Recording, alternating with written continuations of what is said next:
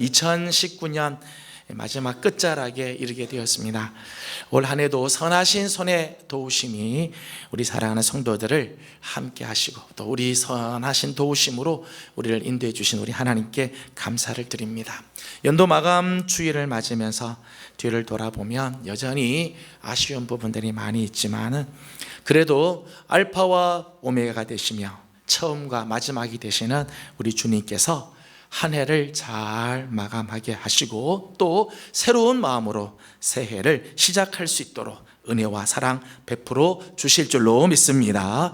혹시 부족하고 또 후회스러운 부분이 있다면 올해가 가기 전에 하나님 앞에 회개하고 또 하나님 앞에서 귀한 삶을 살았던 부분들이 있다면 감사함으로 한 해를 마감할 수 있길 바랍니다. 그래서 한 해를 잘 매듭짓고 새해를 하나님 앞에서 잘 풀어가는 귀한 은혜가 가득하기를 소망합니다. 옆에 있는 분들 다시 한번 인사하도록 하겠습니다. 하나님의 은혜로 잘 마감합시다.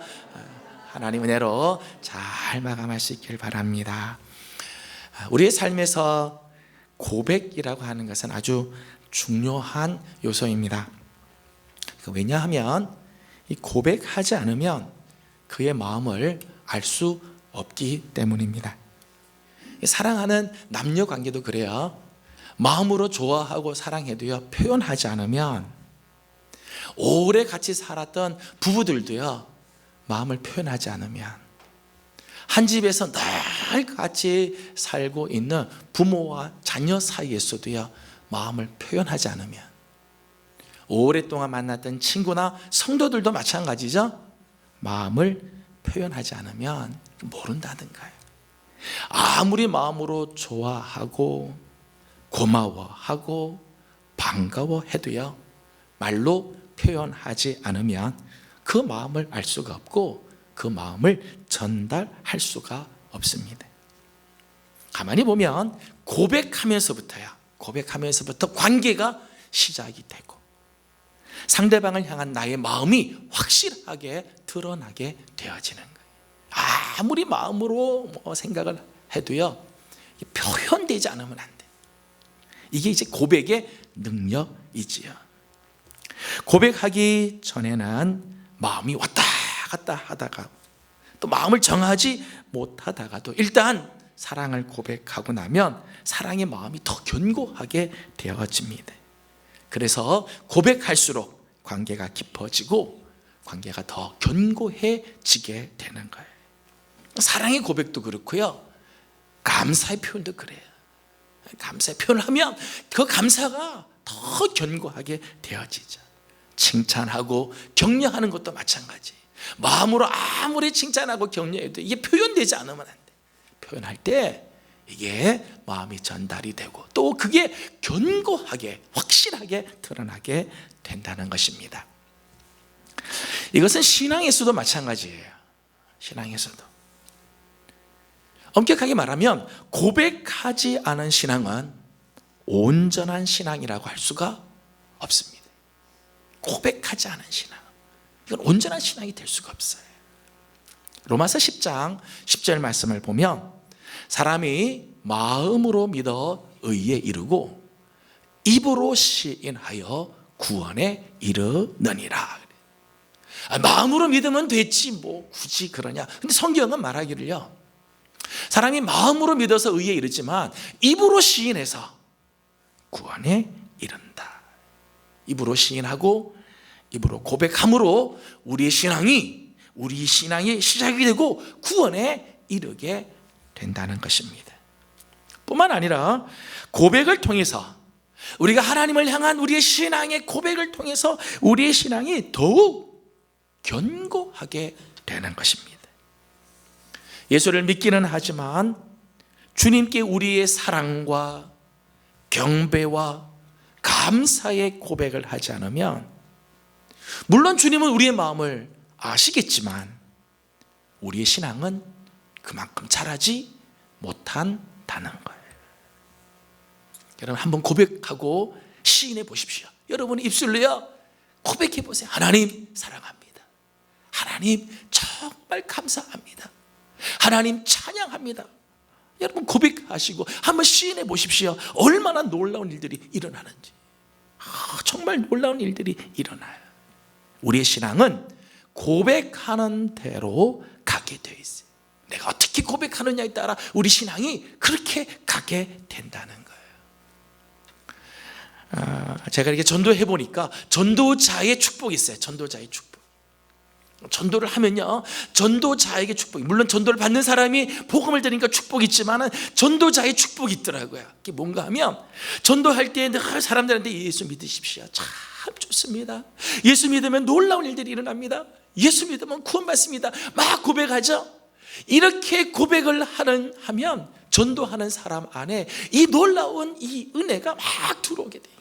입으로 고백하고 예수님을 시인하고 예수님을 전하면 하나님의 은혜가 우리 속에 막 다 들어오게 된다는 거예요. 이 전도자의 축복이자 찬양의 능력입니다. 하나님을 입술을 열어서 찬양하고 높이 하나님을 찬양하면 그 찬양이 하나님께 드려지면서 동시에 그 찬양이 우리 마음속에 은혜로 막 흘러 들어온다는 거예요.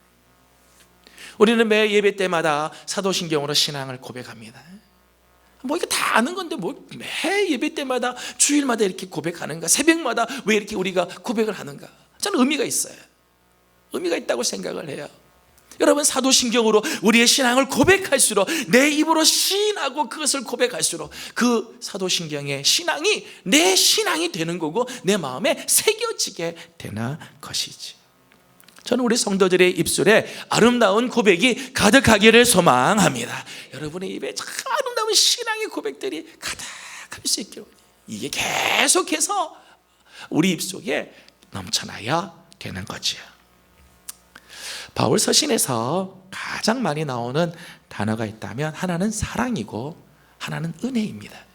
그러니까 바울 서신에 굉장히 많이 나오는 단어들이에요. 하나는 사랑, 하나는 은혜예요. 이 두 단어가 바울 서신에 가장 많이 나오는 단어들인데, 바울의 사상은 한마디로 말하면 하나님의 은혜를 받은 자는 서로 사랑하는 삶을 살아야 한다는 거예요. 내가 하나님의 은혜를 받았다면 우린 서로 사랑해야 한다. 그렇게 요약을 할 수 있을 것입니다. 바울 신학의 출발과 끝은요, 은혜예요. 은혜. 바울 서신을 보게 되면 바울 서신을 시작할 땐 늘 빌어주는 축복이 있어요. 하나님의 은혜가 너희와 함께 있을지어다. 하나님의 은혜, 하나님의 은혜, 우리 주님의 은혜, 주님의 은혜, 늘 이 은혜를 강조합니다. 바울은 모든 것을 은혜로 시작해서 은혜로 마치자. 그러니까 이제 바울 서신을 보면 이 은혜에 대한 고백이 가득해 있어요. 은혜에 대한 고백. 그 중에 대표적인 고백이 바로 오늘 본문 15절입니다. 15절 말씀을 다 같이 한번 읽어보겠습니다. 시작.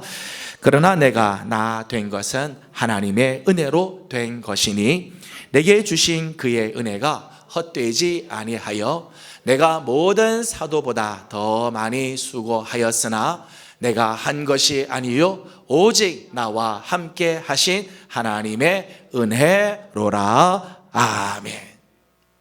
바울의 신앙 고백 중에서 아주 귀한 고백이에요.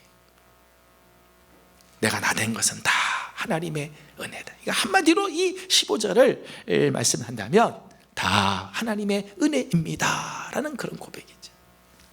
다 같이 한번 따라 합시다. 다 하나님의 은혜입니다.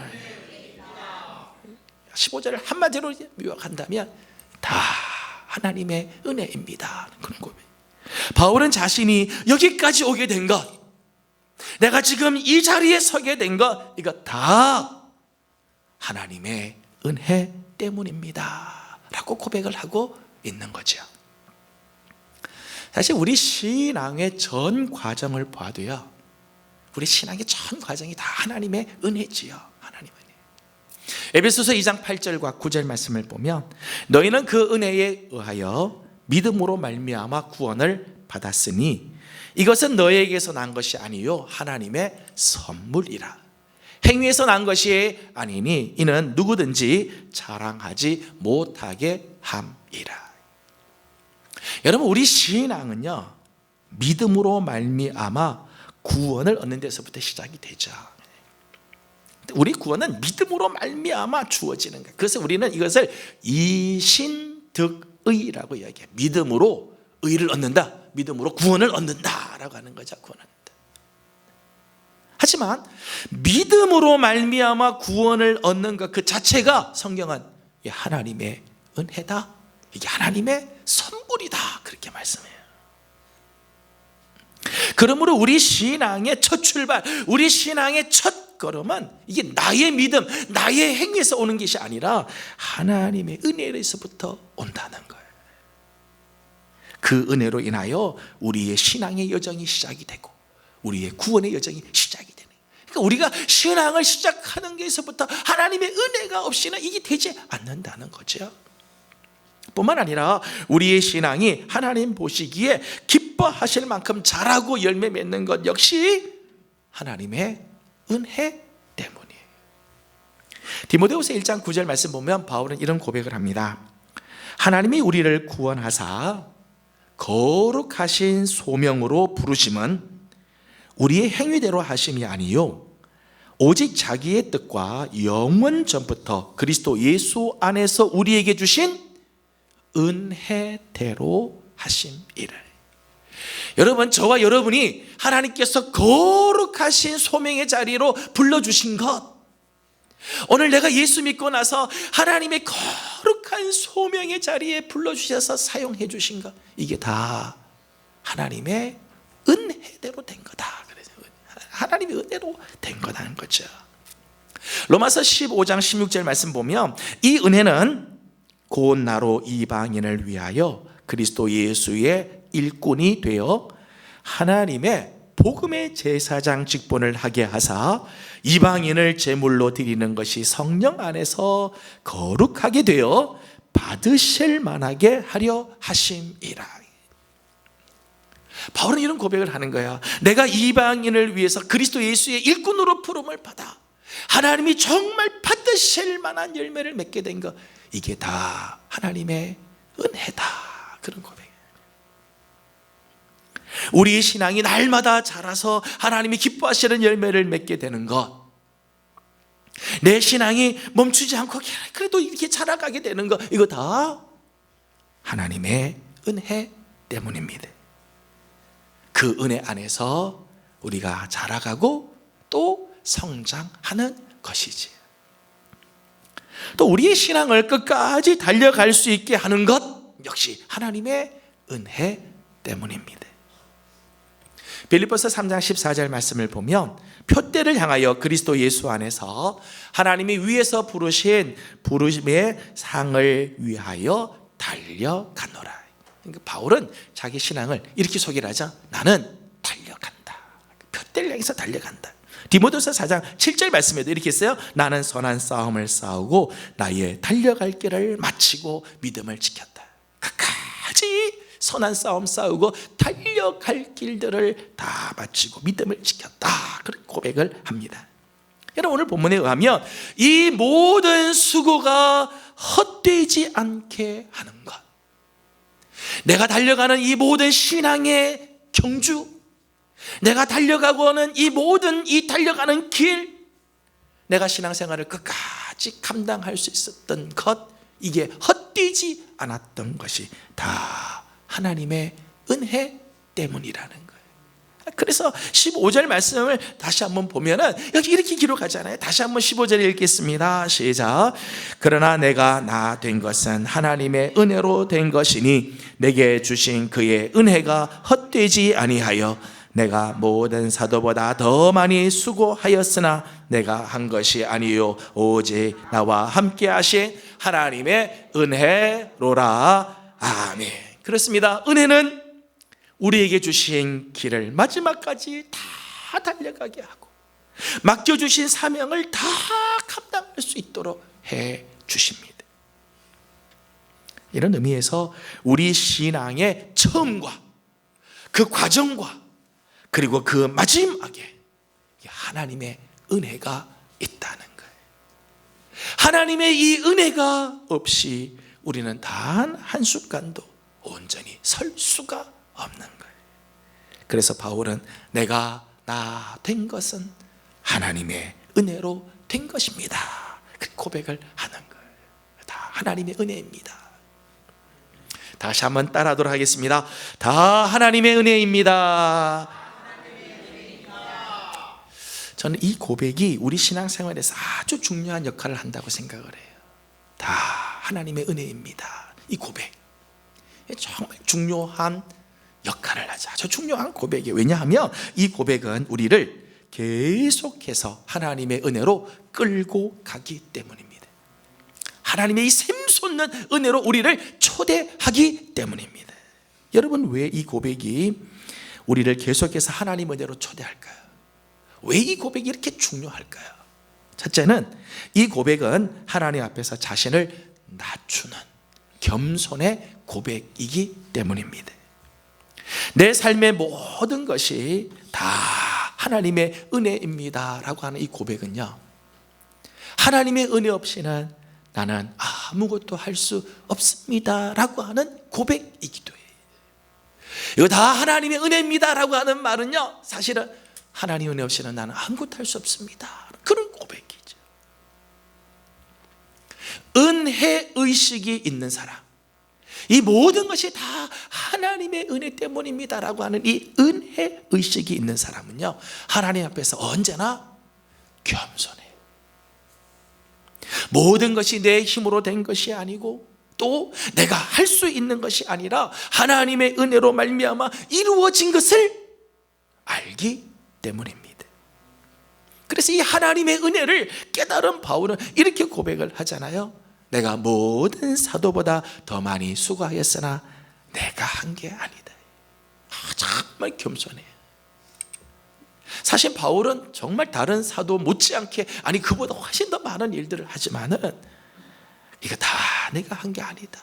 그러니까 하나님의 은혜를 경험하고 하나님의 은혜의 의식이 있는 사람은요, 이런 고백을 해요. 내가 한 거 아닙니다. 다 나와 함께 하신 하나님의 은혜입니다.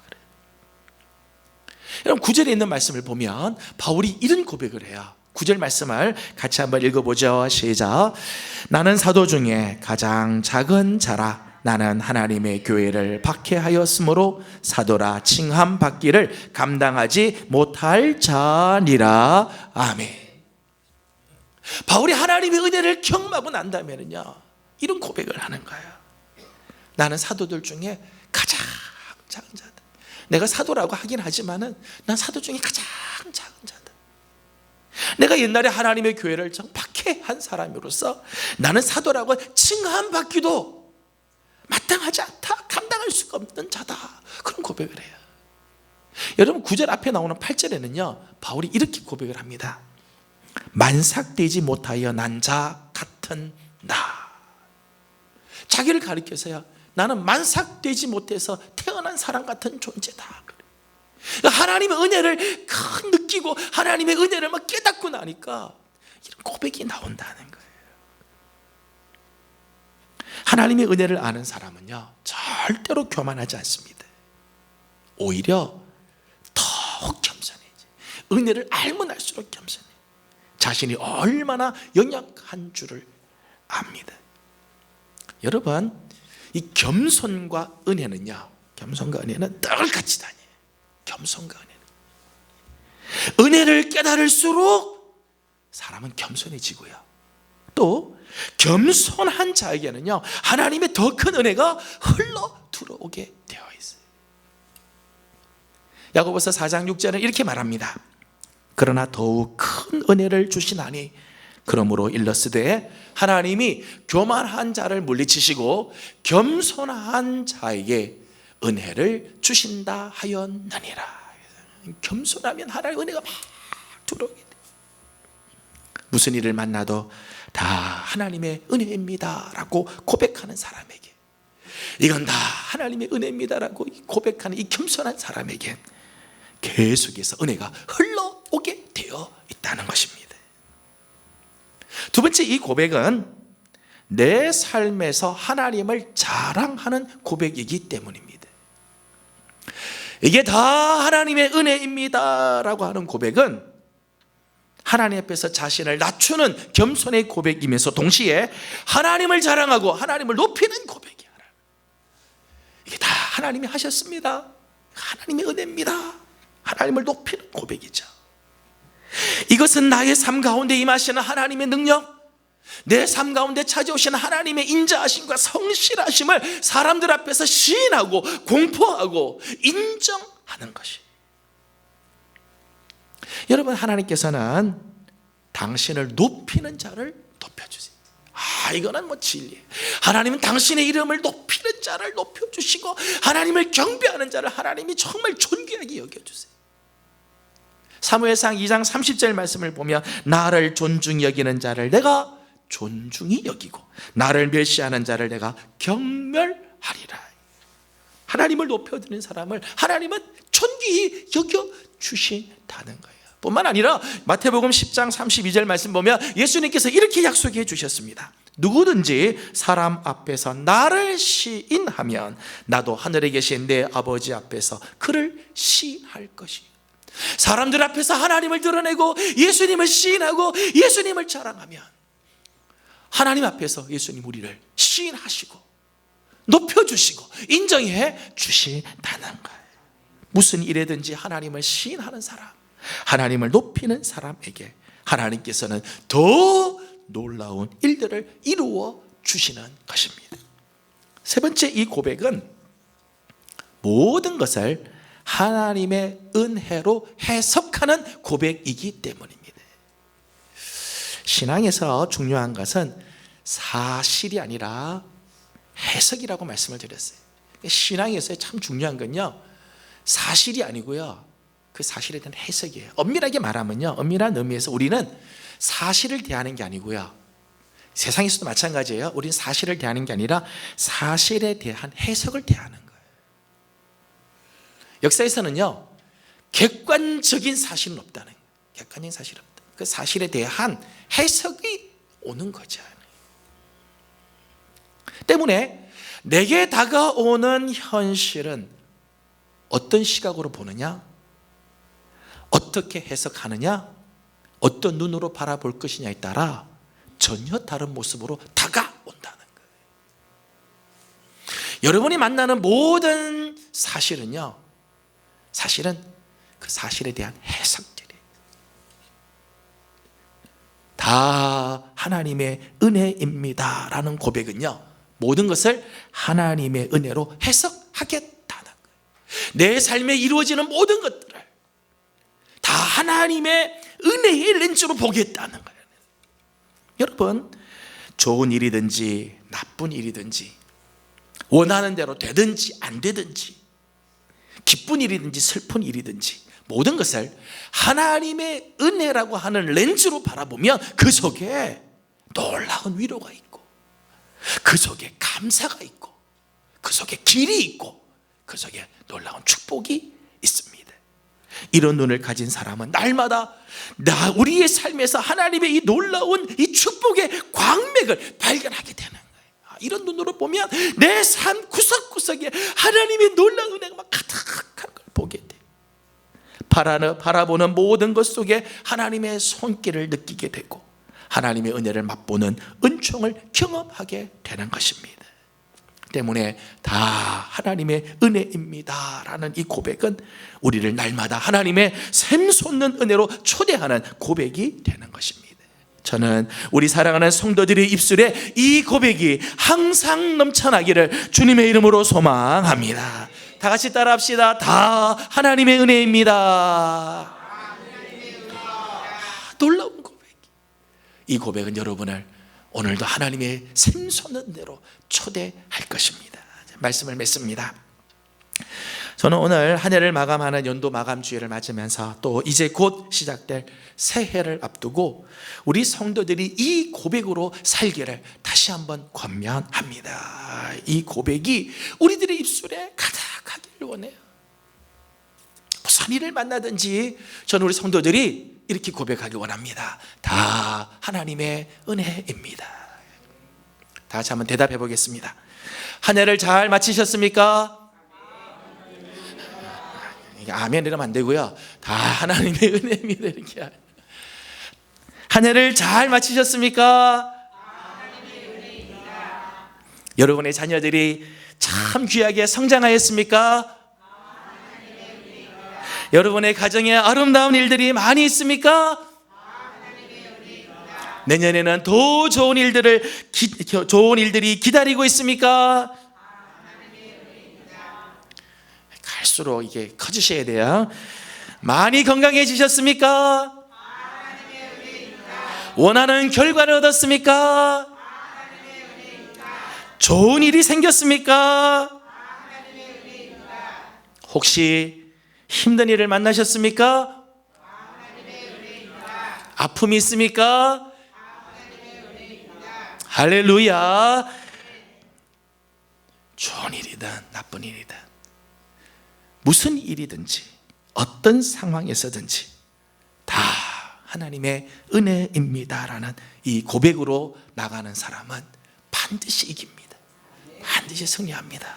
그리고 더 놀랍고 큰 하나님의 은혜로 나아가게 될 것입니다. 저는 이런 성도들 다 되기를 주님의 이름으로 축복합니다. 아멘. 기도하겠습니다. 귀하신 하나님, 2019년을 주의 은혜 가운데 지나오게 하신 하나님, 오늘 우리의 모든 삶이 다 하나님의 은혜인 줄로 믿습니다. 우리의 입술에 이 고백이 날마다 넘쳐 무슨 일을 만나든지 하나님 맞이하는 새해에는 우리 입에 이 고백이 항상 넘치도록 축복하여 주시옵소서. 예수님의 이름으로 기도하옵나이다. 아멘.